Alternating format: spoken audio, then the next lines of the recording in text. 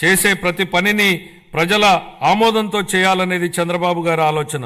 నేడు రేపు మరియు మర్నాడు ప్రజలను ఒప్పించి ముందుకు సాగాలి. ప్రజాస్వామ్యంలో ఇది నిరంతర ప్రక్రియ. We have to convince people today, tomorrow and day after tomorrow continuously in democracy అనేది ముఖ్యమంత్రి గారు పదే పదే చెప్తుంటారు. బడ్జెట్ అనేది కేవలం కేటాయింపులు మాత్రమే కాదు, ప్రజల ఆశలు, ఆకాంక్షలు, అభివృద్ధి, సంక్షేమం, ఉన్న వనరులతో వీటిని సమతూకం చేయడమే బడ్జెట్ ప్రక్రియ.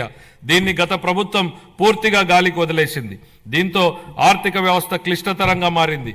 దీన్ని సరిదిద్దే దిశగా 24-25 ఆర్థిక సంవత్సరపు మన బడ్జెట్ రాష్ట్ర దిద్దుబాటుకు పునాది వేసింది. ఇప్పుడు మా ప్రభుత్వం ప్రతి రూపాయిని లెక్కించి, ప్రతి శాఖతోనూ లోతుగా చర్చించి, ప్రతి అవసరాన్ని గుర్తించి, వారి భవిష్యత్ సవాళ్లను విశ్లేషించి 25-26 బడ్జెట్ను రూపొందించాం. అధ్యక్ష, గౌరవ ముఖ్యమంత్రి శ్రీ నారా చంద్రబాబు నాయుడు గారి సూచనలకు అనుగుణంగా శాఖల వారి కేటాయింపులను గౌరవ సభ ముందు ప్రతిపాదిస్తున్నాను.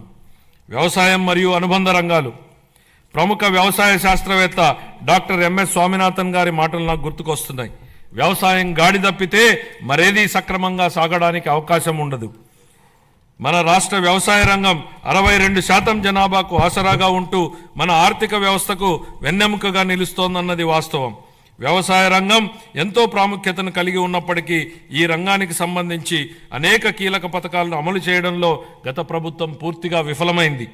వివిధ వ్యవసాయ పథకాల కింద చెల్లించవలసిన 5,510 కోట్ల రూపాయల బకాయిలను గత ప్రభుత్వం చెల్లించలేదు.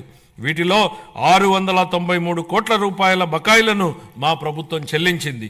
రాష్ట్రీయ కృషి వికాస్ యోజన కింద చేపట్టే డ్రిప్ ఇరిగేషన్ పథకాన్ని గత కొన్ని సంవత్సరాలుగా అమలు చేయలేదు.